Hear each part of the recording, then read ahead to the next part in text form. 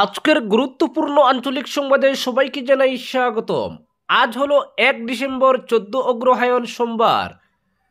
আজকের সকালের বরাক উপত্যকা তথা আসাম এবং দেশের গুরুত্বপূর্ণ বিশেষ বিশেষ খবর হলো: সমজেলার কাজ শুরু করতে মুখ্য সচিবকে নির্দেশ মুখ্যমন্ত্রীর, জানালেন বিধায়ক সিদ্দিক আহমেদ। নিলামবাজারে মিনি স্টেডিয়ামের কাজ শুরু হচ্ছে ডিসেম্বরে। হাইলাকান্দির হোটেল রেস্টুরেন্টে জলের গুণমান পরীক্ষা করানোর নির্দেশ।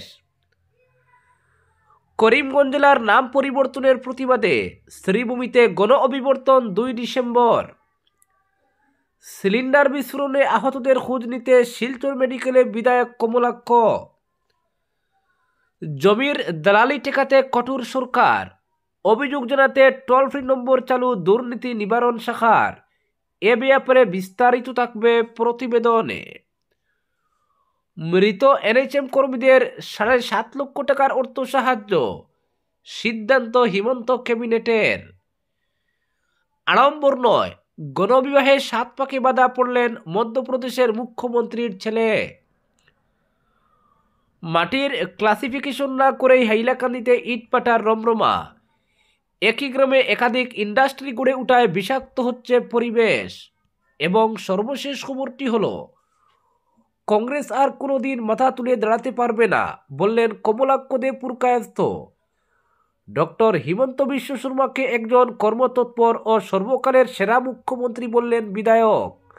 এবারে শুনুন বিস্তারিত খবর। দক্ষিণ করিমগঞ্জে সমজেলা সহ নিলামবাজার ও মাড়েগড় 2টি ব্লকের কাজ শুরু করতে রাজ্যের মুখ্য সচিবকে নির্দেশ দিয়েছেন মুখ্যমন্ত্রী ডক্টর হিমন্ত বিশ্ব শর্মা। ডিসেম্বর মাসের ভেতরেই সমজেলা সহ নিলামবাজার ও মালেগড় ব্লকের কাজ যথারীতি শুরু করা হবে বলে জানিয়েছেন দক্ষিণ করিমগঞ্জের বিধায়ক সিদ্দিক আহমেদ। তিনি বলেন, সমজেলার মর্যাদা পেয়েছে দক্ষিণ করিমগঞ্জ, তাই সমজেলার মূল কার্যালয় নির্মাণের জন্য প্রায় 20 কোটি টাকা মঞ্জুর হয়েছে এবং ইতিমধ্যে কাজের টেন্ডারও হয়েছে। ডিসেম্বর মাসের মাঝামাঝিতে নিলামবাজার সার্কেল অফিস লাগোয়া নিজস্ব মাটিতে মূল ভবনের নির্মাণ কাজ শুরু হবে। তার আগেই নিলামবাজার পূর্ত গ্রামীণ সড়ক বিভাগের আইবিতে সমজেলার উদ্বোধন হবে। এখানে সব ধরনের সরকারি কাজকর্ম চালিয়ে যাওয়া হবে বলে জানিয়েছেন বিধায়ক সিদ্দিক। নিলামবাজার ও মালেগড়ে 2টি নতুন ব্লক কার্যালয় স্থাপন করা সহ নিলামবাজার কলেজের অডিটোরিয়াম নির্মাণে 34.5 কোটি টাকা মঞ্জুর করা হয়েছে। পাবলিক হাই স্কুল কনকপুরে 15 কোটি টাকা ব্যয়ে একটি মিনি স্টেডিয়াম নির্মাণ করা হবে বলেও জানিয়েছেন বিধায়ক। নির্ধারিত সূচি অনুযায়ী রবিবার দক্ষিণ করিমগঞ্জের বিভিন্ন এলাকায় মোট 3টি পূর্ত রাস্তার কাজের ফলক উন্মোচন করেন বিধায়কের অনুপস্থিতিতে তার ব্যক্তিগত সচিব সালেহ আহমেদ। শারীরিক অসুস্থতার জন্য বিধায়ক বাইরে থাকায় তার ব্যক্তিগত সচিব এই 3টি রাস্তার কাজের ফলক উন্মোচন করলেন। উপস্থিত না হলেও এদিন বিধায়ক সিদ্দিক আহমেদ ফোনে সংবাদ মাধ্যমের কাছে তার প্রতিক্রিয়ায় বলেন, শারীরিক অসুস্থতার কারণে চিকিৎসার জন্য বাইরে রয়েছেন। বর্তমানে তার শারীরিক অবস্থার অনেকটা উন্নতি হয়েছে, কম সময়ের মধ্যেই ঘরে ফিরবেন। বলেন, এলাকার সার্বিক উন্নয়নের সব ধরনের প্রচেষ্টা তিনি চালিয়ে যাচ্ছেন। সরকারি যোজনার অর্থ মঞ্জুরির ক্ষেত্রে সহযোগিতা করায় রাজ্যের মুখ্যমন্ত্রী ডক্টর হিমন্ত বিশ্ব শর্মার ভূয়সী প্রশংসা করেন বিধায়ক। বলেন, দেরিতে হলেও সমজেলার মর্যাদা পাওয়ায় বেজায় খুশি দক্ষিণ করিমগঞ্জের সর্বস্তরের জনগণ। সমজেলার মূল কার্যালয় নির্মাণের জন্য তিনি প্রায় 20 কোটি টাকা মঞ্জুরি আনতে সক্ষম হয়েছেন। ইতিমধ্যে কাজের টেন্ডার হয়েছে। সংশ্লিষ্ট বিষয়টি নিয়ে রাজ্যের মুখ্যমন্ত্রী হিমন্ত বিশ্ব শর্মা সমজেলার কাজ শুরু করতে রাজ্যের মুখ্য সচিবকে নির্দেশ দিয়েছেন বলে জানিয়েছেন বিধায়ক সিদ্দিক। তিনি বলেন, ডিসেম্বর মাসের মাঝামাঝিতেই নিলামবাজার পূর্ত গ্রামীণ সড়ক বিভাগের ইন্সপেকশন বাংলোতেই অস্থায়ীভাবে সমজেলার উদ্বোধন করা হবে। এখানে সব ধরনের সরকারি কাজকর্ম চালিয়ে যাওয়া হবে। এরপর নিলামবাজার সার্কেল অফিসের লাগোয়া নিজস্ব মাটিতে মূল ভবনের নির্মাণ কাজ শুরু হবে। পরবর্তী খবর, হাইলাকান্দি জেলায় জনস্বাস্থ্য সুরক্ষা এবং বিশুদ্ধ পানীয় জল সরবরাহ সুনিশ্চিত করতে জেলার সব হোটেল রেস্টুরেন্ট সহ এ ধরনের প্রতিষ্ঠানগুলিতে উপভোক্তাদের জন্য প্রদান করা পানীয় জলের গুণগত মান জনস্বাস্থ্য কারিগরি বিভাগ অথবা বিভাগের অনুমোদিত ল্যাব থেকে প্রতি মাসে পরীক্ষা করানোর নির্দেশ দেওয়া হয়েছে। জেলা কমিশনার এ মর্মে এক নির্দেশ জারি করে বলেছেন, পানীয় জলের বিআইএস স্ট্যান্ডার্ড অনুসারে এই পরীক্ষায় পরিশোধন সামগ্রী, কেমিক্যাল ও মাইক্রোবায়োলজিক্যাল পরিমাপ করে দেখতে হবে। প্রতিষ্ঠানগুলিকে প্রতি মাসের 10 তারিখের মধ্যে পরীক্ষার রিপোর্ট নির্ধারিত কর্তৃপক্ষ, জেলা স্বাস্থ্য আধিকারিক, পৌরসভা অথবা স্থানীয় লাইসেন্স প্রদানকারী কর্তৃপক্ষের কাছে জমা দিতে হবে। এই আদেশ অমান্যকারীদের বিরুদ্ধে জনস্বাস্থ্য আইন, খাদ্য সুরক্ষা ও গুণগত মান আইন ও অন্যান্য প্রযোজ্য আইনের অধীনে ব্যবস্থা গ্রহণ করা হবে বলে জেলা কমিশনারদের আদেশে জানানো হয়েছে। পরবর্তী খবর, জেলার নাম পরিবর্তনের প্রতিবাদে আগামী 2 ডিসেম্বর শ্রীভূমি জেলা গ্রন্থাগার ভবনে সকাল 11টায় অনুষ্ঠিত হবে গণ অভিবর্তন।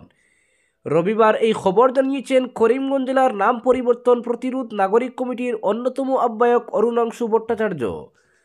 তিনি জানান, গণ অভিবর্তনে বিশিষ্ট বক্তা হিসেবে উপস্থিত থাকছেন আসামের মহান শিল্পী ও সাহিত্যিক জ্যোতিপ্রসাদ আগরওয়ালার ভ্রাতৃস্পুত্রী, নারী সবলীকরণ আন্দোলনের বিশিষ্ট নেত্রী সমাজকর্মী মীনাক্ষী ভূঁইয়া, আসাম বিশ্ববিদ্যালয়ের প্রাক্তন উপাচার্য ডক্টর তপোধীর ভট্টাচার্য, বিশিষ্ট সমাজকর্মী এবং এপিডিসিএলের প্রাক্তন deputy general manager Bimal Das, Mankachar কলেজের প্রাক্তন অধ্যক্ষ প্রদীপ মহাপাত্র সহ বরাক উপত্যকার বিশিষ্ট জনেরা এই গণ অভিবর্তনে সর্বস্তরের জনগণকে উপস্থিত থাকার জন্য কমিটির পক্ষ থেকে অনুরোধ জানানো হয়েছে। পরবর্তী খবর, সিলিন্ডার বিস্ফোরণে আহতদের খোঁজ নিতে শিলচর মেডিকেলে কমলাক্ষ। বিধানসভা অধিবেশন নিয়ে তিনি ব্যস্ত ছিলেন, তবে খোঁজখবর যথাযথ রেখেছেন। রবিবার গুয়াহাটি থেকে ফিরে সোজা গেলেন মেডিকেল কলেজে। সেখানে চরবাজারে গ্যাস সিলিন্ডারের আগুনে আহতদের খোঁজ নিয়ে তাদের সঙ্গে সাক্ষাৎ করে দ্রুত সুস্থতা কামনা করলেন উত্তর করিমগঞ্জের বিধায়ক কমলাক্ষ দেব পুরকায়স্থ। রবিবার সকালেই তিনি শিলচর মেডিকেল কলেজে গিয়ে আহতদের সঙ্গে সাক্ষাৎ করেন। গত বুধবার রাতে শ্রীভূমির চরবাজারে গ্যাস সিলিন্ডার থেকে আগুন ছড়িয়ে পড়ে আগুনে শরীরের বিভিন্ন অংশ ঝলসে যায় বেশ কজনের। এদের চিকিৎসা চলছে শিলচর মেডিকেল কলেজ হাসপাতালে। এদিন বিধায়ক কমলাক্ষ আহতদের চিকিৎসার জন্য ব্যক্তিগতভাবে কিছু অর্থ সাহায্য করেন।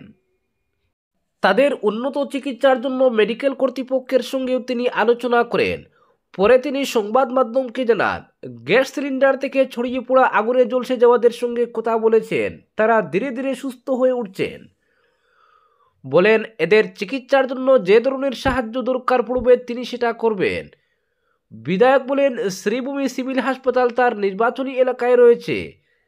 এই হাসপাতালের উন্নয়ন নিয়ে জেলার অভিভাবক মন্ত্রী, স্থানীয় মন্ত্রী সহ বিভাগীয় কর্তৃপক্ষের সঙ্গে আলোচনা করবেন। হাসপাতালে যাতে জনগণ যথাযথ চিকিৎসা পরিষেবা পান সেই পদক্ষেপ নেওয়া হবে। পরবর্তী খবর, জমির দালালি ঠেকাতে কঠোর সরকার, অভিযোগ জানাতে টোল ফ্রি নম্বর চালু দুর্নীতি নিবারণ শাখার।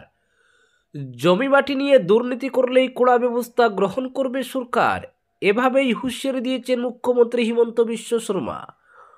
মুখ্যমন্ত্রী এও বলেছেন, নামজারি সহ ভূমি সংক্রান্ত যে কোনো বিষয়ে কোনো সরকারি আধিকারিক বা লাটমণ্ডল উৎকুচ চাইলেই অভিযোগ জানাতে হবে সংশ্লিষ্ট ব্যক্তিকে।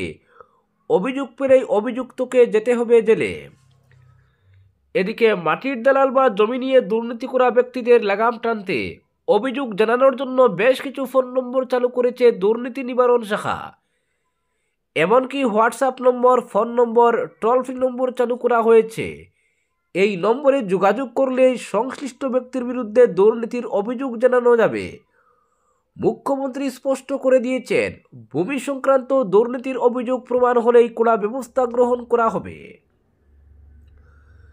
জানা গেছে 6026903418 নম্বরে ফোন করে অভিযোগ জানানো যাবে। এছাড়াও 6026901243 হোয়াটসঅ্যাপ নম্বর চালু করা হয়েছে। পাশাপাশি 180034533767 টোল ফ্রি নম্বর চালু করেছে দুর্নীতি নিবারণ শাখা। কন্ট্রোল রুমের নম্বর 03612462295, যা 24 ঘন্টা চালু থাকবে। এই নম্বরে অভিযোগ জানাতে পারবেন যে কোনো ব্যক্তি। কোনো সরকারি আধিকারিক বা লাটমণ্ডল ঘুষ চাইলেই সরকারের দ্বারস্থ হতে পারবেন নাগরিকরা।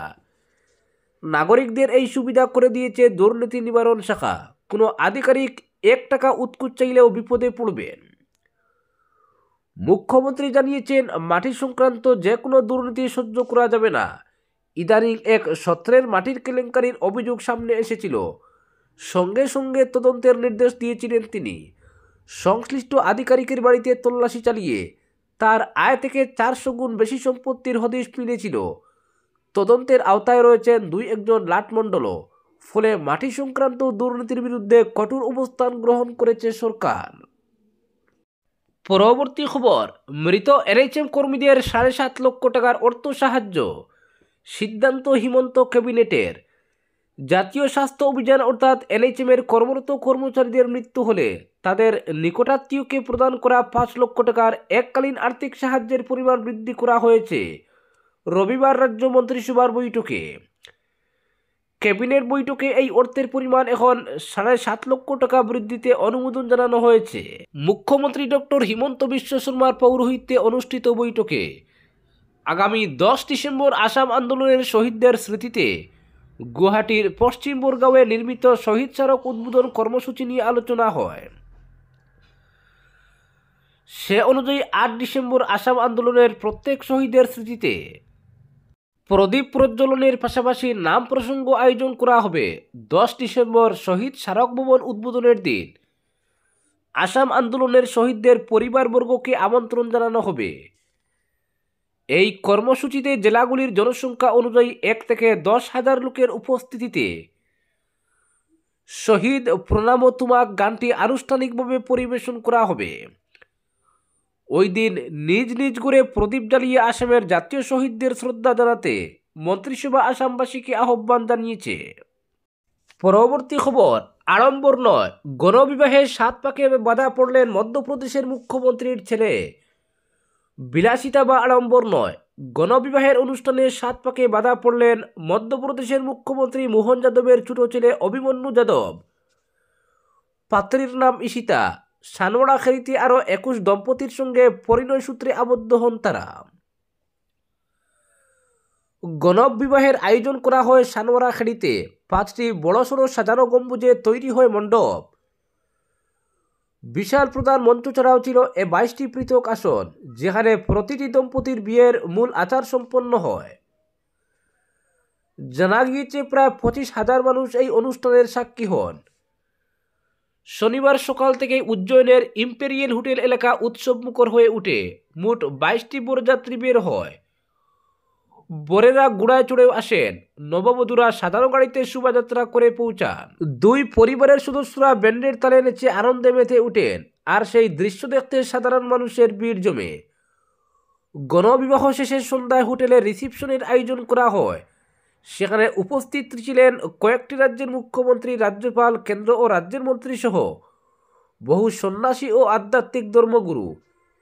এই বিবাহকে সাধারণের সঙ্গে একাত্ম হয়ে নতুন জীবন শুরুর এক অনন্য উদাহরণ হিসেবে দেখছেন অনেকেই।